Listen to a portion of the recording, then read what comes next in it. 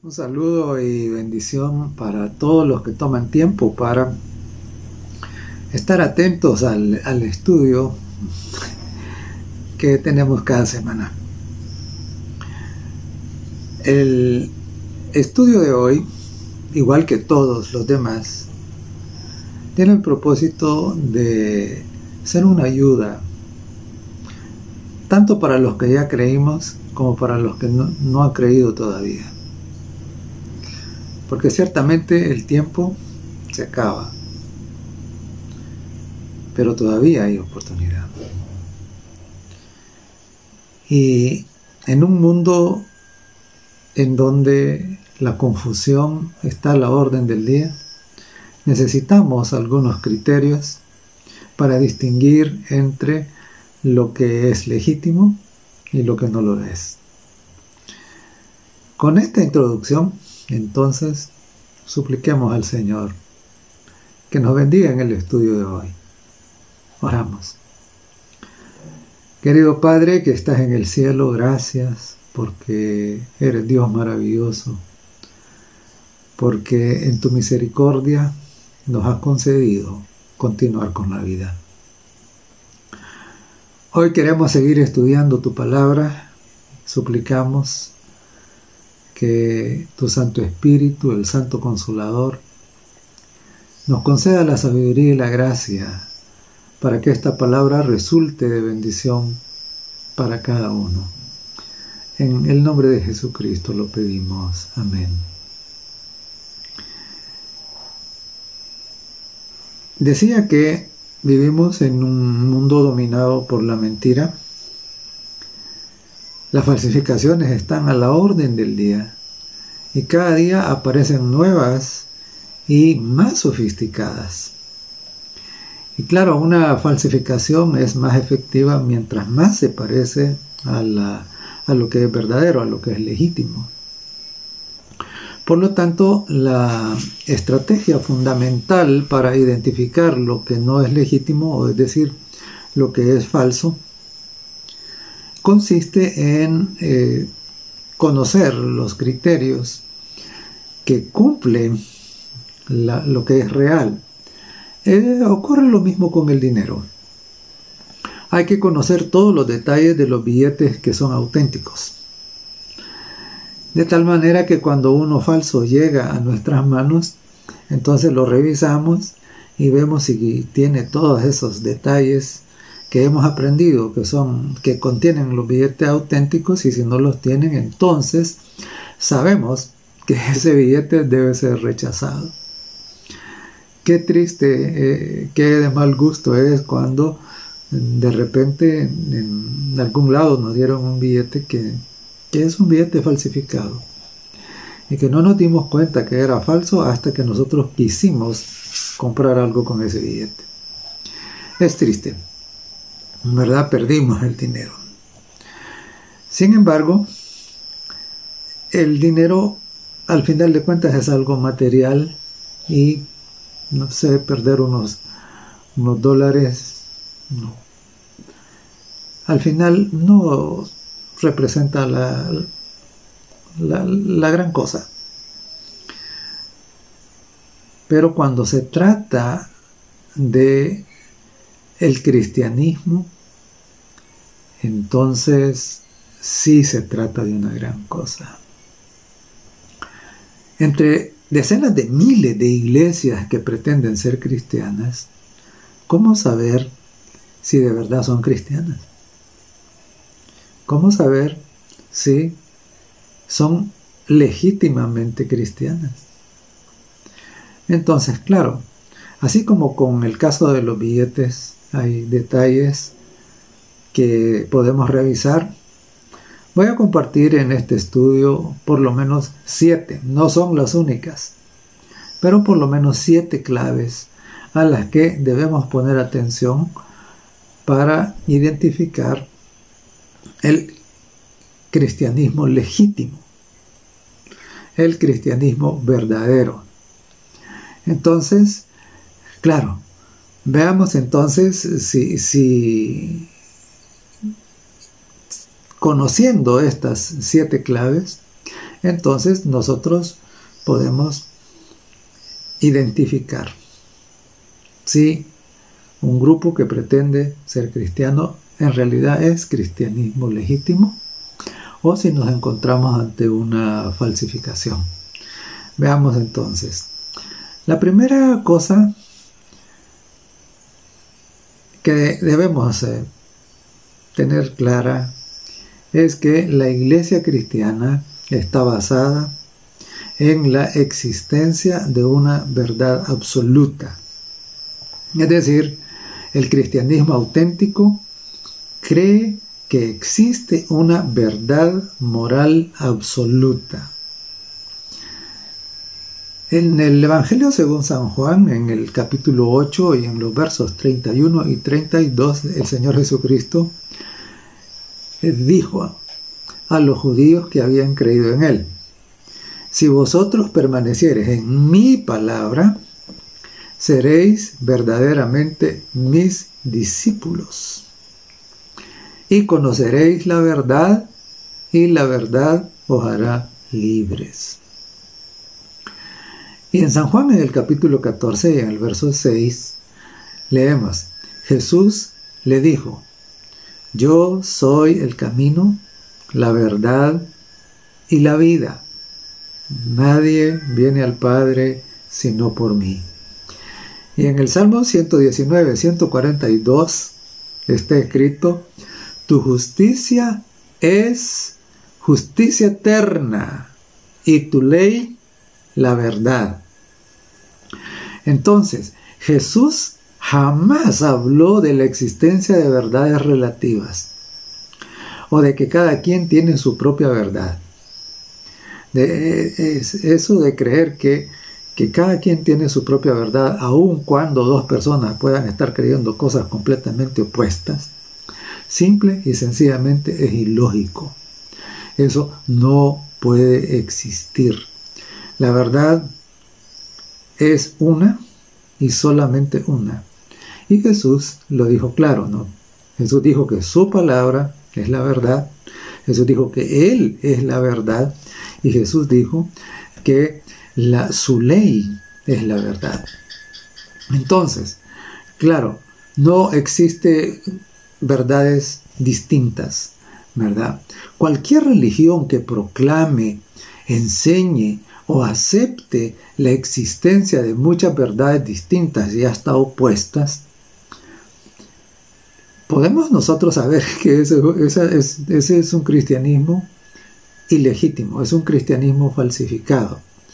Ahora, quiero hacer notar de que este asunto de la aceptación de diferentes verdades relativas, es una estrategia política necesaria para establecer el ecumenismo, ¿no?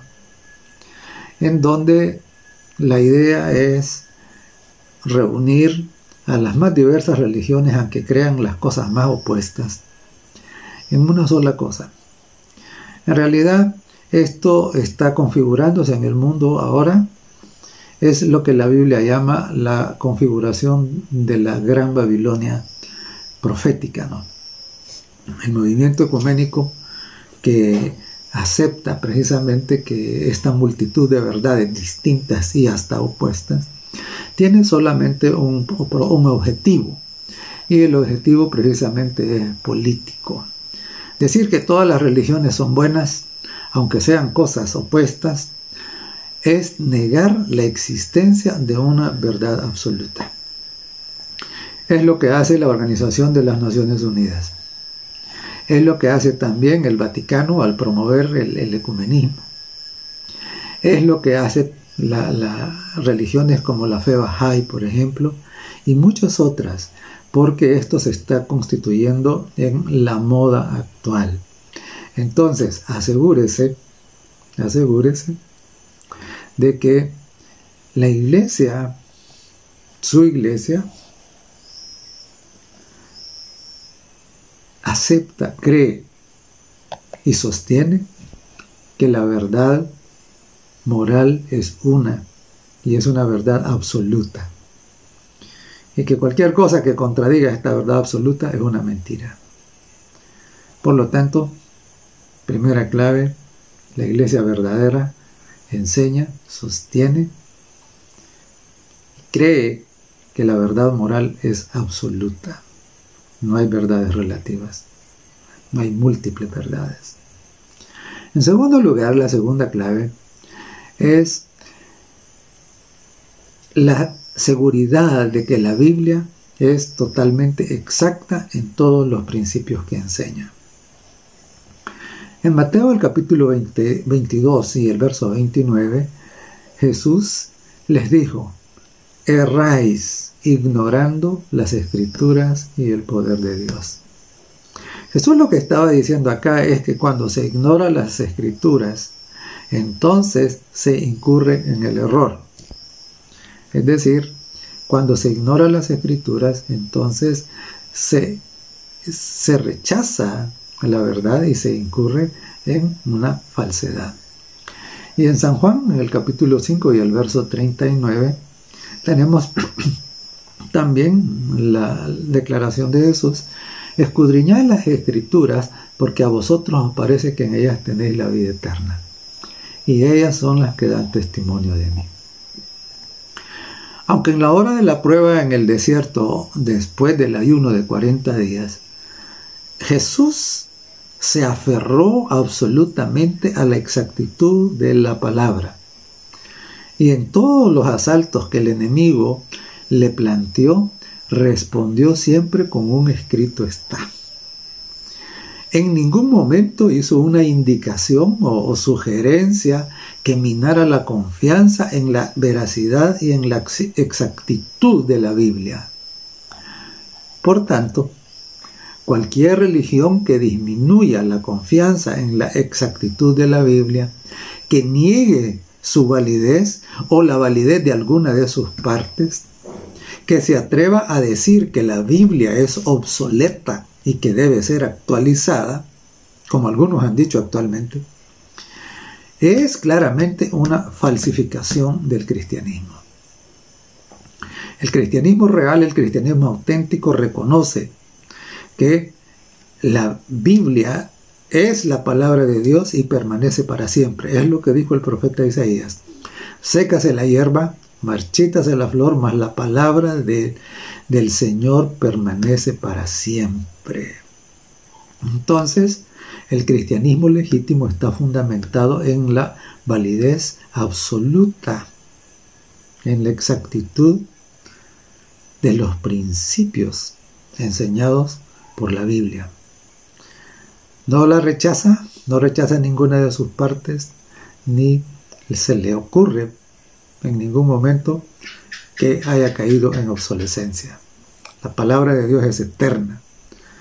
Cualquier iglesia o religión que disminuya la autoridad de la Biblia es una falsificación. La tercera clave que nos ayuda a identificar si un cristianismo o un supuesto cristianismo es legítimo o no lo es la aceptación de la existencia real de Satanás. Es decir, reconocer que Satanás no es un mito, no es una leyenda, no es un símbolo, sino es un ser que existe realmente. Y claro, cuando nosotros miramos la Biblia, nosotros encontramos precisamente Jesús nunca sugirió de que Satanás fuese un concepto. Al contrario, en Mateo el capítulo 4 y el verso 10 que tenemos nosotros, en el capítulo 4 de Mateo tenemos precisamente el gran duelo entre nuestro Señor Jesucristo y el gran adversario. Entonces dice el verso 10: entonces Jesús le dijo: vete, Satanás, porque escrito está: al Señor tu Dios adorarás y a Él solo servirás. Y en el Evangelio de Juan, en el capítulo 8 y en el verso 44, Jesús dijo: vosotros sois de vuestro padre el diablo, y los deseos de vuestro padre queréis hacer. Él ha sido homicida desde el principio y no ha permanecido en la verdad, porque no hay verdad en él. Cuando habla mentira, de suyo habla, porque es mentiroso y padre de mentira. Y claro, podríamos revisar muchos otros versos en los cuales Jesús hizo referencia a Satanás. Absolutamente en ninguno de ellos encontramos nosotros ni la más mínima sugerencia de que Satanás sea un cuento, sea una leyenda o sea un símbolo, que sea un concepto, nada. Sino que de hecho el enemigo ha sido muy exitoso al hacer creer a una gran multitud de que él no existe. Y entonces, claro, mientras la gente crea que él no existe, está muy expuesta a caer en sus garras sin siquiera reconocerlo. Cualquier grupo, pues, o religión que niegue la existencia real y lo presente solamente como un símbolo es una falsificación del cristianismo. Y de hecho, hay algunas religiones que pretenden ser cristianas y de mucha popularidad, que están haciendo exactamente estas cosas, ¿no? Están negando la validez de la Biblia, están negando la existencia de una verdad moral absoluta, están negando que Satanás existe. Vaya usted a ver, ¿verdad? Número 4. El cristianismo enseña que la salvación es imposible de alcanzar por las obras. Leo en Efesios capítulo 2 y en el verso 8. Porque por gracia sois salvos por medio de la fe. Y esto no de vosotros, pues es don de Dios, no por obras, para que nadie se gloríe. Y en Romanos, en el capítulo 3 y el verso 28, el apóstol Pablo escribió de esta manera: concluimos pues que el hombre es justificado por fe, sin las obras de la ley. El verdadero cristianismo depende exclusivamente de la gracia divina, no de las buenas obras, de las penitencias o de las indulgencias. Para mostrar la vanidad de los esfuerzos humanos para resolver el problema del pecado, el profeta Jeremías lo ilustra de la siguiente manera. Dice Jeremías en el capítulo 12 y en el verso 22: aunque te laves con lejía y amontones jabón sobre ti, la mancha de tu pecado permanecerá aún delante de mí, dijo Jehová el Señor. Entonces, la salvación, según la Biblia, según la palabra de Dios, la salvación depende exclusivamente de la gracia de Dios, no por obras.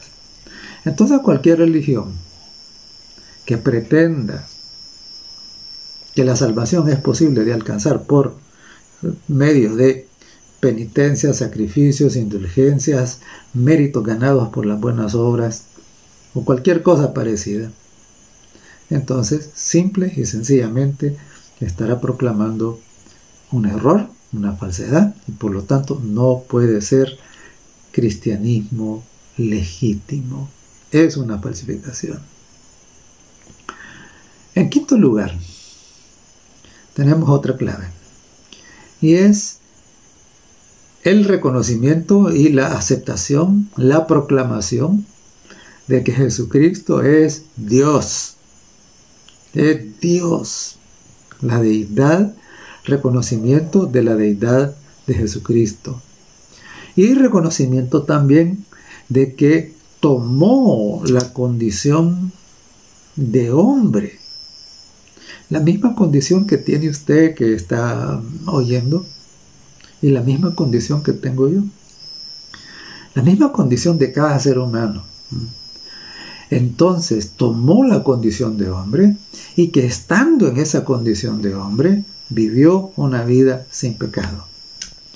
Dice en Filipenses el capítulo 2 en los versos 5 al 8. Haya pues en vosotros el mismo sentir que hubo también en Cristo Jesús, el cual siendo en forma de Dios, no estimó ser igual a Dios. Note, igual a Dios, como cosa hacia aferrarse, sino que se despojó a sí mismo tomando forma de siervo, hecho semejante a los hombres. Es decir, Jesucristo, Dios, toma la humanidad en la misma condición que nosotros tenemos hoy. No tomó la humanidad de Adán antes de la caída, sino la condición que nosotros tenemos ahora. Dice, y estando en la condición de hombre, se humilló a sí mismo, haciéndose obediente hasta la muerte y muerte de cruz. Jesús, Dios. Jesús hecho hombre, igual que nosotros. Y Jesús viviendo sin pecado. Dice en Hebreos el capítulo 4 y el verso 15, porque no tenemos un sumo sacerdote que no pueda compadecerse de nuestras debilidades, sino uno que fue tentado en todo según nuestra semejanza, pero sin pecado. Claro, Jesús no podría entender mi lucha en contra de las tentaciones que me asaltan si Él no hubiese pasado por eso mismo. Por eso es que Él no puede tener una naturaleza distinta de la naturaleza que tenemos nosotros. Por eso dice, tentado en todo según nuestra semejanza. Jesucristo Dios, Jesucristo hecho hombre según nuestra semejanza actual y Jesucristo viviendo sin pecado. Dice Primera de Pedro 2, capítulo 21, versículo 21 y 22, pues para esto fuiste llamados también, porque también Cristo padeció por nosotros, dejándonos ejemplo, para que sigáis sus pisadas, el cual no hizo pecado, ni se halló engaño en su boca. Entonces, cuando una religión trata de rebajar a Jesucristo y ponerlo a la altura de los fundadores de otras religiones, como Buda, como Mahoma, o como otros, ¿no? Y trata de rebajarlo simplemente al estatus de un maestro humano, a negar su divinidad plena. La Biblia dice que en él reside corporalmente la plenitud de la deidad. Entonces, usted puede saber que esa religión no es una religión cristiana legítima. No es cristianismo real, no es cristianismo verdadero, ¿verdad? ¿Por qué? Porque la Biblia enseña y Jesús así lo expresó, es su divinidad, ¿verdad? En él reside corporalmente la plenitud de la deidad. Jesucristo es Dios. Y tomó nuestra condición y vivió sin pecado. Y cualquiera que niegue esto, simple y sencillamente, estará declarándose perteneciente a una religión que no corresponde con el verdadero cristianismo. La clave número 6, dije que iban a ser 7, la clave número 6 dice que Dios es todopoderoso. El cristianismo parte precisamente de esa verdad de que Dios es todopoderoso, que Dios es omnisciente, es decir, lo sabe todo, lo conoce todo, no hay nada oculto delante de sus ojos, que es creador de todo lo que existe y además de eso tiene el control del universo. Sucede que en la mente secularizada de este tiempo, Dios es un desconocido. Y con las ideas trastornadas de la evolución, se busca ignorar el poder de Dios como creador. Se ignora su omnisciencia, a pesar de que la multitud de profecías cumplidas garantizan profecías cuyo cumplimiento parecía de lo más improbable, se han cumplido al pie de la letra. Sin embargo, se le rebaja, ¿verdad? Se le niega, se le margina. Ahora es interesante, ¿por qué? Porque para satisfacer las expectativas absurdas de la religión, hay algunas religiones, de la evolución, hay algunas religiones que se han atrevido a decir que la evolución es la estrategia o el medio por el cual Dios hizo la creación. Incluso un famoso dirigente religioso, que es muy admirado en el mundo, se atrevió a decir de que la evolución era el medio por el que Dios había creado, porque Dios no era un mago. ¿Cómo puede alguien de ese estatus decir semejante cosa? ¿Qué significa eso de que Dios no es un mago? Eso significa creer que los magos tienen más poder que Dios. Si tan solo esta persona hubiera leído con detenimiento el libro de Daniel, se daría cuenta que los magos de continuo quedaron en ridículo ante el Dios de Daniel, que pudo decir todo y mostrar todo, ¿no? Entonces, claro, y es curioso también porque los mismos evolucionistas radicales se burlan de estas personas que pretenden mezclar la religión con la evolución. Dios es todopoderoso y dice en el Salmo capítulo 33 y verso 6: por la palabra de Jehová fueron hechos los cielos y todo el ejército de ellos por el aliento de su boca. Y en el verso 9 del mismo Salmo dice: porque Él dijo y fue hecho, Él mandó y existió. Es decir, las cosas vinieron a existir por orden de Dios de manera instantánea. Claro, la palabra lo dice y lo creemos porque la palabra lo dice. Sin embargo, hay evidencias científicas al respecto. Por ejemplo, los halos de polonio. No voy a explicar eso, pero para que ustedes lo busquen, ¿no? Y en Hebreos 4, el capítulo 13, dice: y no hay cosa creada oculta a su vista. Dios todo lo sabe, sino que todas las cosas están al descubierto y desnudas ante los ojos de aquel a quien tenemos que dar cuenta. Dios es poderoso, es creador, creó todo solo por su palabra, en 7 días literales de 24 horas, sabe todo, nada se esconde delante de sus ojos. Y dice en Daniel el capítulo 2 y los versos 20 y 21: y Daniel habló y dijo: sea bendito el nombre de Dios de siglo en siglo, porque suyos son el poder y la sabiduría.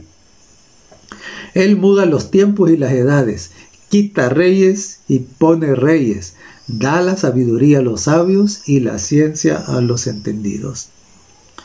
Una religión que minimiza el poder y el conocimiento de Dios y que ignora el hecho de que Dios tiene el control de la historia y que nada escapa de sus manos, no puede ser una religión legítima. Es una falsificación. Las religiones que creen que todo depende de los acuerdos humanos, de los pactos políticos, en fin, de los esfuerzos y de las conspiraciones que los diferentes grupos humanos hacen, simple y sencillamente están equivocados, ¿verdad? Está clarísimo que Dios tiene el control de la historia. Él gobierna, Él permite, Él también detiene. Cualquier religión que no reconozca esto es una falsificación. Y la última clave que vamos a comentar, al menos en esta oportunidad, es que el cristianismo verdadero no niega la validez de los mandamientos de Dios. Al contrario, dice en Apocalipsis capítulo 14 y el verso 12, aquí está la paciencia de los santos. Por supuesto, los santos son aquellos que son cristianos legítimamente. Dice, aquí está la paciencia de los santos, los que guardan los mandamientos de Dios y la fe de Jesús. Entonces, y en primera de Juan, el capítulo 2 y el verso 4, el apóstol Juan dice, el que dice yo le conozco y no guarda sus mandamientos, el tal es mentiroso y la verdad no está en él.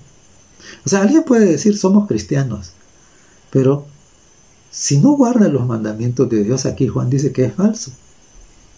Dice que no tiene la verdad no está en él, dice. Usted lo puede leer, primera de Juan 2.4.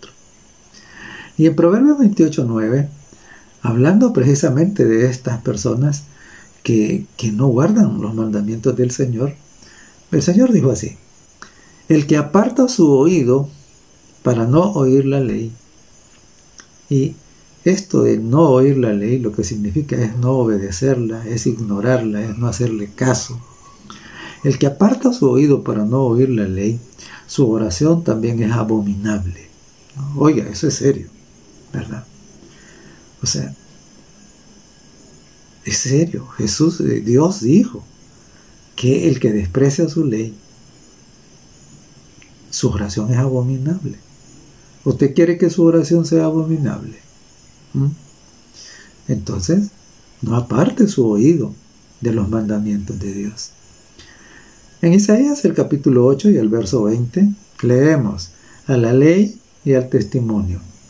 Si no dijeren conforme a esto, dice, es porque no les ha amanecido. Si no les ha amanecido es porque es una falsificación, porque eso no es la verdad. Algunos dicen que cuando en el Nuevo Testamento se mencionan los mandamientos, eso no tiene nada que ver con los 10 mandamientos que Dios escribió en piedra. Pues déjeme decirle que cuando Jesús se encontró con el joven rico, o mejor dicho, el joven rico se encontró con Jesús, y el joven le preguntó, ¿qué voy a hacer? Le dijo, ¿qué voy a hacer? Y Jesús le dijo, guarda los mandamientos. ¿Y cuáles? Y entonces Jesús le dijo, no mates, no robes. Ah, le dijo. Entonces, claro, ¿eso qué quiere decir? Quiere decir que cuando Jesús hablaba de los mandamientos, estaba hablando de los 10 mandamientos. Y lo mismo encontramos en el libro de Santiago. En el libro de Santiago dice que cualquiera que guardare toda la ley pero ofendiere en un punto, será hecho culpable de todos. Porque del que no mata pero adultera, dice, entonces ya violó la ley, ya es culpable de todos. Entonces ahí vemos claramente que esa es una referencia a los 10 mandamientos. Entonces, claro, la Biblia en el Nuevo Testamento enseña que de los 2 grandes mandamientos que son amar a Dios sobre todas las cosas y al prójimo común, de ahí depende toda la ley. Ahí no dice que esos sustituyen a toda la ley, sino que de ellos depende, ¿verdad? Entonces cualquier religión, cualquier iglesia que proclame que los mandamientos de Dios han sido abolidos, simple y sencillamente no son el remanente fiel. Es una falsificación, porque Apocalipsis 14:12 dijo que los santos son los que guardan los mandamientos de Dios y tienen la fe de Jesús. Y Juan dijo que el que no lo hace es mentiroso. Y el proverbista dijo que el que no lo hace, su oración es abominable. E Isaías dijo de que no les ha amanecido. Entonces, el mundo no detecta las falsedades religiosas porque no bebe de la fuente de agua viva original que es la palabra de Dios. No estudia la palabra de Dios. ¿Se atiene a qué? Se atiene a lo que oye. Se atiene a lo que le dicen sus líderes, sus maestros, a lo que les dice el rabino, a lo que les dice el pastor, a lo que les dice el sacerdote, a lo que les dice este o el otro. No. Es triste, es muy triste. La falsedad precisamente echa raíces en donde la verdad es desconocida.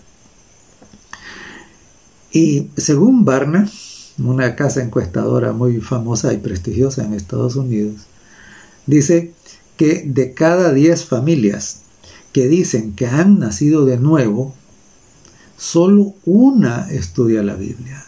Ahora, imagínense usted. Aquí no está hablando de los incrédulos. Esos hasta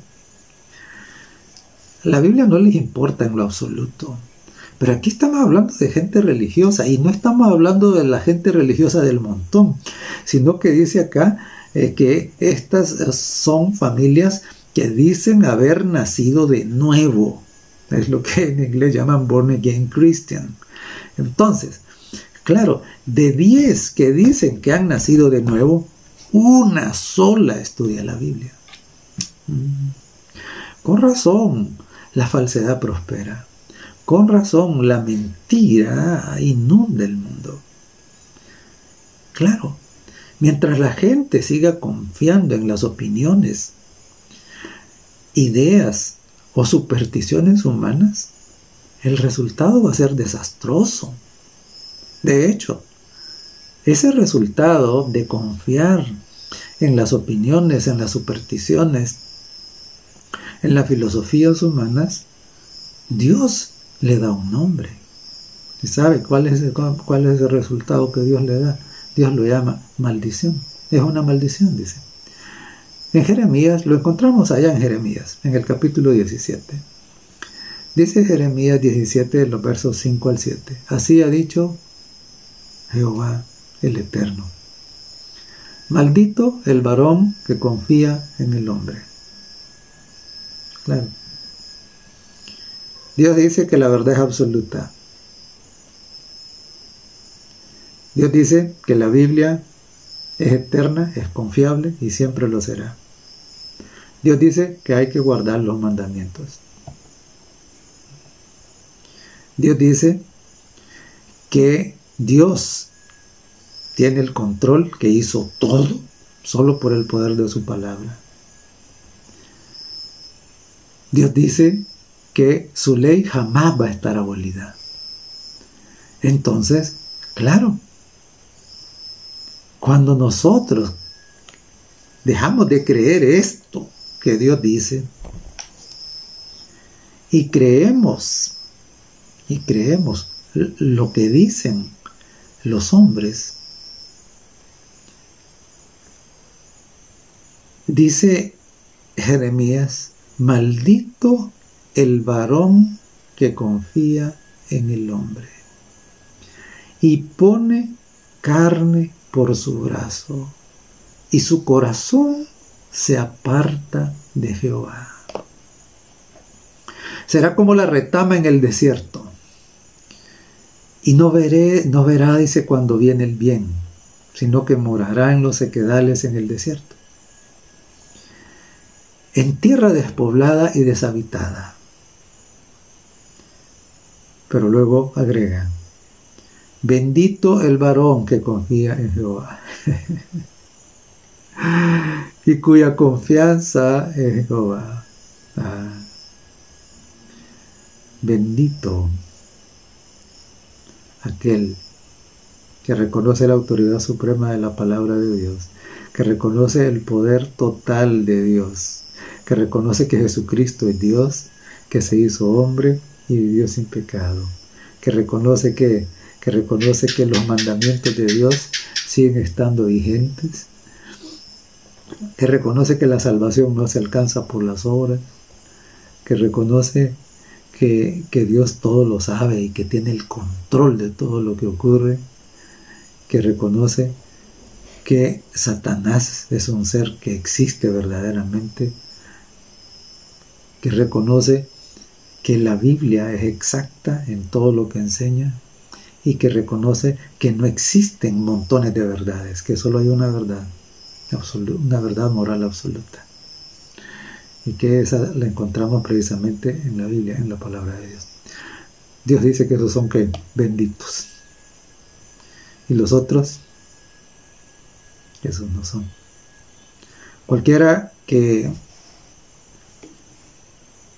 renuncie a una sola de estas cosas, ya usted puede tener la seguridad de que no es cristianismo verdadero. Y claro, pásele la prueba a su creencia cristiana. Pásele la prueba. Si cumple con todos estos requisitos, gloria a Dios. Bendito sea. Usted será bendito. Pero si no cumple, aunque sea solo con uno que no cumpla, eso debería hacerlo reflexionar. Debería hacerlo pensar y buscar en dónde entonces puede encontrar el verdadero cristianismo. Asegurarse. ¿Por qué? Porque la salvación se encuentra en la verdad, no se encuentra en el error. Así de que los billetes falsos al final pueden parecerse, pero no valen nada. Y lo mismo ocurre con el cristianismo, ¿no? El cristianismo falso puede parecer muy bonito, muy elegante, pero al final puede llevarlo a la perdición. Tengo la absoluta convicción que Dios conduce a todos los que son sinceros y los lleva poco a poco, hasta que los lleva al redil, al cristianismo legítimo.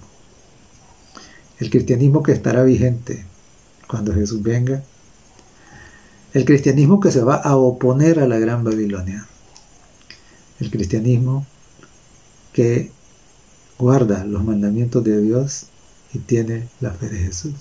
Que Dios le bendiga. Amado Padre, gracias porque nos has dado suficientes maneras de identificar cuál es tu pueblo legítimo. Oramos para que tu Espíritu nos acompañe y tu Espíritu nos haga discernir las cosas tal como son. En el nombre de Jesucristo te lo pedimos. Amén.